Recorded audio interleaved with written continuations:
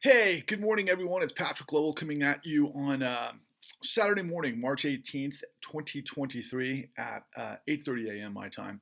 And, I'm just launching into today's or this morning's Truth Bomb, really without even reading my morning social media feeds, interactions and regular headlines in mainstream media and everywhere else I get my information from. Um, because I think I want to start off with just first of all saying thank you to those of you who have donated so far to our populist tidal wave movement crusade to purge corruption. Um, it just means the world to me that this is actually starting to happen. I think over the course of the last 2 weeks or so, we've seen a pretty decent uptick in the the rapidity of donations, and really from surprising people as well. So yesterday, I saw a couple of names I recognize as people that I know that are, let's say, MAGA, and I was very touched and intrigued and impressed that they decided to donate, because ideologically we couldn't be as more disconnected. And I tell people that support Donald Trump, you can't be against corruption and support Donald Trump. It's an impossibility, and I don't hide that, and I don't talk out of both sides of my mouth. And maybe they appreciate that, and maybe that's why they donated. I do think it's going to take really a mass movement made up of everybody. And I'll tell you, I had an experience recently where I had to get a snowblower fixed, and a friend of mine, not a friend of mine, just somebody down the street, a neighbor, who is definitely conservative and a MAGA leaning type of person, but who spent his entire career as a professional. Well, he turned wrenches for a living, fixing pipes. Basically, he wasn't a plumber, but he was like a pipe fitter.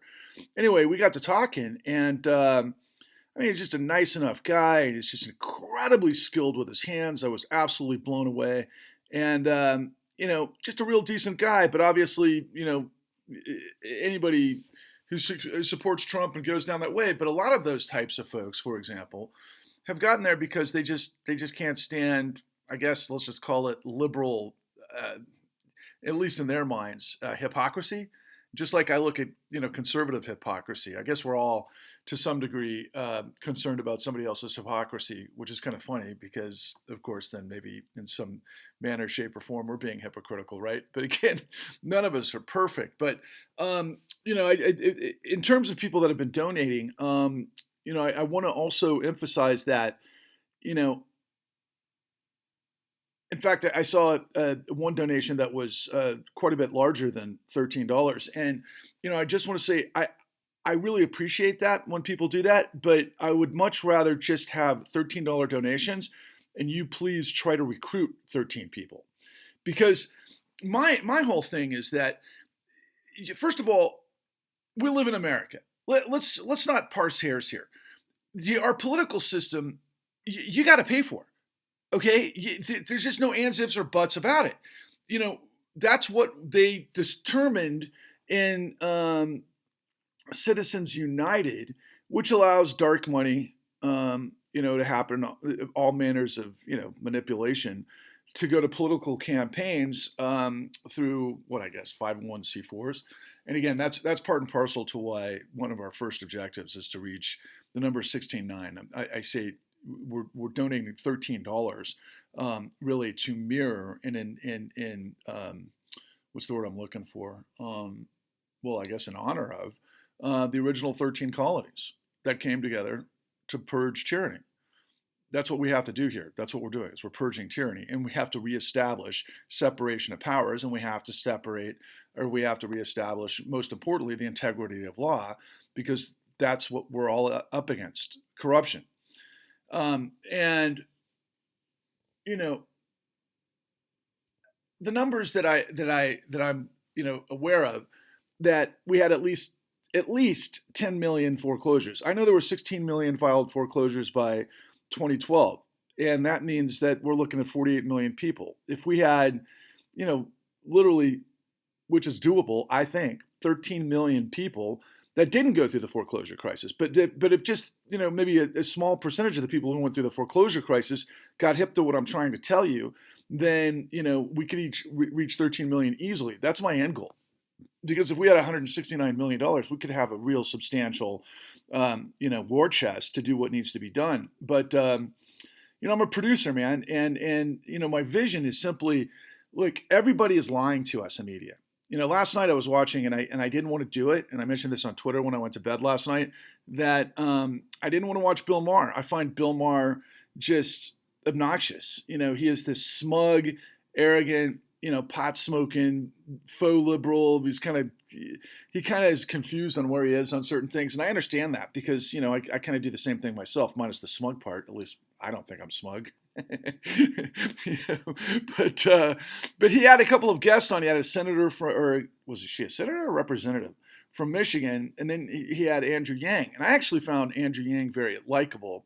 But they were talking about the bank runs, and they didn't know what they were talking about, and it was misinformation. And I kept thinking to myself, Jesus Christ, and I see this all the time. It's like, God, fucking misinformation should be illegal. They should know what the fuck they're talking about. I have people on that know what they're talking about, but they don't. And so this happens all over the place. And honestly, I can't stand Tucker Carlson. The stuff he's doing, I think they should have been yanked. They're chartered the entire, not just go bankrupt from a lawsuit from Dominion voting booths, but just the fact that there are the platforms that exist to lie is, to me, just antithetical, of course, to what the Fourth Estate should be. But of course, I'm aware of, all of the yellow journalism that took place back in the day, and Hearst and, everything else, give the people what they want. And, fuck, man, I'm a muckraker. I believe in goddamn truth, liberty and justice for all, and go get the fucking truth, man. Because when people lie to you and they can deceive you, especially in their power, they can con you, then it turns to tyranny, which is that's my fucking ultimate enemy, right? So, the guys on Bill Maher last night, I mean, Andrew Yang said something interesting, and I think a lot of us know that he's talking about UBI, right? This universal basic income. Nobody can survive on $1,000 a month in this day and age, right? Especially in big cities. No fucking way in hell. But the statement that Andrew Yang said that I was actually really struck by, and I thought it was great. He said, "Look, we have is this kind of carnage of just winner take all, and then an inhuman society, that's a train wreck." And he's absolutely right. I call it failed state. I mean, just look at kind of the parallels, quite frankly, between, East Palestine train wreck and all the stuff that came from there, especially in terms of response, right? Versus what we're seeing from Silicon Valley banks, bank run, and then ultimately the President of the United States and the Secretary of the Treasury and behind the scenes the Federal Reserve, leapt into action. And like I mentioned in my Truth Bomb yesterday, one of the economists that I admire above all else, and I don't admire a lot of economists, said that the reason Biden did that was to protect his donors, the donor class. So the full faith and credit of the United States could be moved into position to protect his donor class. And they could have been involved with all sorts of bad scenarios that I revealed to you in the con.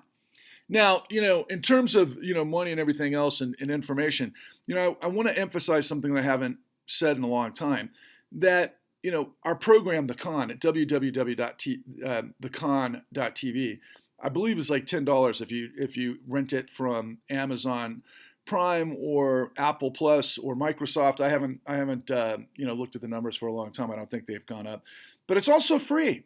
If you go to a library, there's an app called Hoopla that you can download, and you can get it for free if you want to. Okay.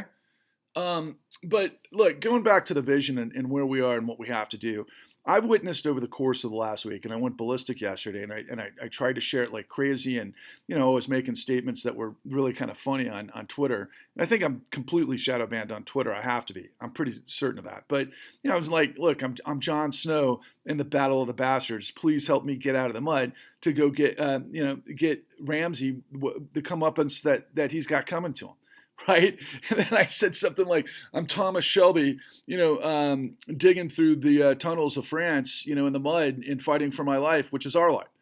And I am. And so, look, the vision of this movement, if you donate and you recruit 13 people and so on and so on, because of Citizens United and the way that the multinationals and the big money works, is that these guys can donate to political charities and you don't know who they are. They can make deals behind the scenes and they can get, their. And we know all of our politicians are basically asking for money 24/7. I'm not a politician, okay? What I am is a producer. And what I'm going to do, if we can get momentum and we can start to really build, a momentum out there where people are starting to get aware of how fucked we've been over the course of at least the last 13 years. And if you're just tuning in for the first time, let me give it to you straight at the surface level. Look, we live in a society of complete tyranny. This is not a democracy. A lot of people are like, okay, there's some sort of cabal behind the scenes that uses a secret knowledge and handshake to basically, pull the wool all over our eyes. And a lot of you people associate that with the Rothschilds or something like that, right? First of all, the bad guys are right in front of your fucking face. And it's our financial system first and foremost, okay? Jamie Dimon is, paraded around publicly on, honestly shows that are asking questions like Jon Stewart, and they don't know what questions to ask. So Chase, the largest bank in the United States, is a 5-time recidivist over the last 7 years, and Jamie Dimon should be in jail, but every time he comes out of it, they just get paid fines, and then, something happens. He's either the luckiest guy in the world or, he has control beyond comprehension. But he's a smooth operator, I'll tell you that. And, there's more. Trust me, there's a lot more. But, the bad guys are right in front of our fucking face. Like, for example, 2 days ago, I was, spinning through, well, I wasn't spinning at this point. I was actually spinning on the treadmill, and I'm looking up at the television, and I was just still, what was in my head is just being disgusted by Fox and Tucker Carlson and all of the, goddamn manipulation. The guy gets hand-given from the Speaker of the House 47,000 hours of footage that he goes and sits in a freaking edit bay with this guy, and they just pick out shit that they think's going to tell the story that they want to tell, forget about everything else, and fuck you for doing that. I mean, Jesus Christ, the manipulation is insane, but the fact that it's so obvious and they're not taken down and that people advertise on that is just fucking stupid. But the fact is, it's okay to lie is what they're telling us. Lies are where the value is. But if that wasn't enough, I mean, I literally can't stand CNN. I hate CNN as much as Fox. And I just happened to, it was on, in front of me at the treadmill, and there he was. Well, I should say it was Erin Burnett, right? And yeah, I Jesus Christ, Erin Burnett, I can't stand either. She, I think she came out of Goldman Sachs. Anyway, so they're talking about the bank runs of the Silicon Valley bank run and everything else, and we saw Credit Suisse and, of course, New Republic Bank now. They got this huge bailout that's like Bear Stearns. And before that, there was, Signature Bank that had Barney Frank on the fucking board of directors. And then, of course, Silvergate Bank down in San Diego went fucking sideways and upside down because of crypto and all of these sorts of things. And Erin Burnett has none other than the king vampire squid, Lloyd Blankfein. People, who is Lloyd Blankfein? Who am I talking to here? If you're like 18 years old and you're just coming up for the first time and you don't know much about the last 13 years and you're just trying to figure it out for the first time, you're like, who's Lloyd Blankfein? Lloyd Blankfein was the king's squid, vampire squid. Go read Matt Taibbi from Rolling Stone. Do a Google search and frickin' educate yourself. But I'll jump to the chase. He's on Erin Burnett talking about, like, as an expert, understanding bank runs. It was fucking Lloyd Blankfein and Goldman Sachs that created the largest repo run that led to the largest tripwire of the financial system, which railroaded all the banks in 2007, 8 because of shorts based on Bear Stearns and whispers about overnight repo lending that created the largest run in history that bankrupted AIG right away because he knew exactly what AIG was up to and he knew what the street was up to, and he got a lot of credit for doing all the shorts and basically everything else, even though because he knows how the game is played above all else. And yeah, I guess he is an expert in bank runs, but they weren't talking about what he's an expert in. I was just reading on the captions down below all of the different manners of bullshit. And, and then whether it's Stephanie Ruhle or, Rachel Maddow or Alex Wagner or all of these guys, they're all lying to you. And I think, it's just a different degree of lies. It's high school. It's and it's where are they coming from? But the business model is lies, man. But the corporations that are on this are like, oh, hey, if I can get, I don't know, 3% eyeballs on my product, that makes sense. We stay in business. But the way it works, and I go back to the very beginning of this, well, not to the very beginning, but just a couple of moments ago when I said, look, man, don't worry about the Rothschilds, okay? If you want to study the Rothschilds, it's interesting in history. Trust me, I'm fascinated by it. There's no question. But the Rothschilds aren't in control. Okay? And if they are, okay, then maybe we'll find out one day. But we don't even need to understand that. Okay? We've got Jamie Dimon and, all of the CEOs of Wall Street in front of our faces every day. Not to mention Jerome Powell at the Federal Reserve. And quite frankly, Janet Yellen at the Treasury, because they've all been there for the last X amount of years that have been involved with all of this stuff. And everybody's lying to you. The mainstream media, your politicians, the whole thing's a lie. We have to, I'm asking you for a $13 contribution, because if we can get you to get 13 people and so on and so on and so on, and we reach these certain thresholds, like 16,900 gets us organized, you get to $169,000, I'd probably hire an editor. We'd probably play all this stuff out every single morning in a very effective way on YouTube, and then get it out through all social media, and then start to hire people that are algorithm experts to really get this message out there to keep growing the circle, because the more we have involved, the more truth you're getting above this ocean of lies. And what is the truth? Well, the truth begins with everything I show you in the con at www.thecon.tv. In addition to everything that we did with the Real Progressives at a podcast that's called The New Untouchables, which is tremendous. And I've got thousands of hours of me truth bombing. But I want to make it more effective and everything else. And ultimately, think of me as Bob Geldof. Again, for you young ones, look it up online. Bob Geldof, I'm like a modern day Bob Geldof, trying to rally everybody around the truth. And eventually I want to have all the people that I'll educate. Like right now, I'm behind the scenes working with some huge people to get this information out there. Okay. And when it comes through them, you'll probably go, oh, that's what he was talking about. And now it's coming through this, this person I admire. So I'll listen to him more now. Okay, fine. But in the meantime, we're still going to plow forward and we're doing pretty well. But the bottom line is I want to take do like a barnstorming revival tour to where we produce what is an interactive experience to show you exactly what the fuck's going on. And basically pull the curtains back to show you who the fuck Oz is, right? Working the machine behind the system. Look, the bottom line is, it's this goddamn simple. And I don't know how else, I got to get this through your heads, all of you, the American national consciousness, and it's got to rally around what I have. Because, by the way, fucking Crystal Ball picked up on this the other day, and she got it wrong because she doesn't understand what the fuck's going on. So the very apex of everything is that Federal Reserve Act 13.3 was used illegally in 2009 behind the scenes with former Treasury Secretary at that time, Timothy Geithner, and before that, Paulson was involved with John Paulson, Hank Paulson, who was our previous Treasury Secretary, and of course Ben Bernanke, who was our Federal Reserve Chairman, who filled the big shoes of fucking the biggest motherfucker of all time, Alan Greenspan, who led us this way for decades. And by the way, all the shit that we're involved with now is really not too dissimilar to what happened in Japan in the 90s, which they call the lost decade. But ultimately, what we ended up doing was we just circled the wagons of the Fed through monetary policy to create trillions of dollars of liquidity illegally to the financial system that was bankrupt. Nowhere does it say in the statutes that we can use the lender of last resort facility at the Federal Reserve for emergency circumstances to bail out fraud.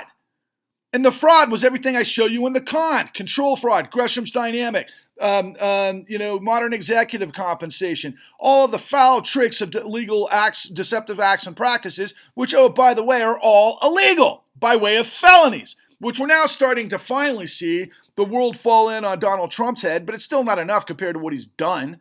And yet, he's still, many people are worried about, goddamn media is like, oh my God, hush payments, to Stormy Daniels. Who gives a fuck about that? I give a fuck about his goddamn, I'll tell you what I mostly hate Donald Trump about. So get a load of this. So the guy's in the midst of all sorts of predatory lending himself with Trump mortgages. he's also laundering money and involved with Deutsche Bank because Deutsche Bank is his only lender, and he's working with Russia, and everybody says it's not Russiagate now, but of course there's a direct corollary between Putin and real estate and laundering and all of that kind of stuff that was happening between the late 90s and it really still does. The entire city of Manhattan's in on it. And why do you think they have towers of secrecy and all of these billion-dollar freaking tenants that don't live there, right? Non-tenants, right? They're from all over the world. They're just parking their cash into these high-rises in Manhattan because they maintain their value. But anyway, Trump gets in a fucking world of shit back in, 2012, just like the rest of the world, because he's in real estate and business developer and the entirety of the system fucking blew up around him. And he is going down with the ship. He's going to go bankrupt for whatever, the 6th time or something like that. And he goes and he starts to make this case to his attorneys, of course, where they're like, hey, wait a second. Donald Trump's a victim of predatory lending. I shit you fucking not. Donald the Maggot Trump. Okay, I love that. Donald the Maggot Trump. Don the Con, Don the Weasel, Don the fucking Rat, whatever you want to call him, because he's a fucking rat at that, is the guy that is saying he's Addie Polk. Who is Addie Polk? Well, Addie Polk is the kind of, unfortunately, the tragic miracle that we discovered in the Con, who ended up, after living in her house for over 4 decades, being kind of a reflection of the American dream, because she and her husband, Robert Polk, escaped the South during the Great Migration, during Jim Crow and all of that kind of stuff. And they wound up in the industrial Midwest where he worked 2 jobs apiece, because of the war and everything else. And eventually they got their piece of the American dream. Robert Polk ends up passing away, and Addie Polk outlives him, and she's living on a fixed income, but she owns her house, and she's lived there for 4 decades. She goes to church every Sunday. She's a woman of stature in her neighborhood and everything else. And then all of a sudden, she starts getting these foreclosure notices. She starts to try to tell people, anywhere she could, that, wait a second, I don't understand what this is all about. I own my home. Nobody would listen. Eventually, the cops show up, they evict her, and it turns out that she's a victim of straw buying, where somebody behind the scenes is making up the paperwork that they're stealing her house and the equity, taking out loans, which is a part of this whole fucking fiasco. And she ends up having to shoot herself 5 times in the chest instead of go homeless. How do you shoot yourself 5 times in the chest? Rapid fire, I guess. Stern will. Who knows? She didn't die right away either. She died like 6 months later. It's a horrific story. But through her, in our investigation into her, we found the only RICO conviction in the United States, which is all this was. Racketeering, influenced, corrupt organization, which is what the then Attorney General of Ohio worked with the Summit County Task Force, all white cops who did the right thing. And it was evidence that this is what should happen. And they were talking to the FBI. And I know what the FBI did because we have Chris Swecker in our show, which actually tried to do a nationwide dragnet, but they weren't talking to each other. Kind of similar to what happened in 9/11, if you want to know the truth. You remember how we heard that was a lack of imagination in 9/11 and that the agencies weren't talking to each other? I don't trust that whole thing as far as I can throw it. But that's what was happening here. The agencies weren't talking to each other, even though the FBI, on some level, knew about the RICO conviction, and they also were the ones that knew about all the mortgage fraud, and they put it in the nationwide dragnet together. And the former director of investigations of the FBI told me this whole thing was RICO. But they just didn't do it because of political corruption, because at that time, George Bush's attorney general decided to take funds away from white-collar investigations because George Bush's largest contributor was the largest subprime liar loan predation lender in the country, a guy by the name of Roland Arnall at AmeriQuest. They used to advertise at for example, halftime and sponsor the Rolling Stones. That's how big they were, just like crypto was a couple of years ago with Matt Damon and everything else. Are you starting to see it? Are you starting to see it? Look, man, we have absolute contagion of corruption. And this last phase was just this week where now banks are getting bailed out again. We don't have all the details of what they are, but I can tell you there's like massive derivative bets in all of these banks that are just like exactly what took place in 2008. Different products, different commodities, that sort of thing, but they're credit default swaps. That's what took down Credit Suisse. So we need millions upon millions of people to just say, fuck this. We're not going to take it anymore. We're going to give $13 to Patrick to help harness this information because he's got 300 hours on the shelf that proves tens of millions of people were set up, knocked down illegally by our courts, and we gave trillions of dollars to the guys who did it. we have to have a reckoning. Sorry, you have to have a coming to Jesus moment about this, because he can't exist as a country where the so-called law is supreme when it's not. When corruption is supreme. When the guys who are right in front of our face that you don't understand are actually the Rothschilds that you think they are. Don't take that literally.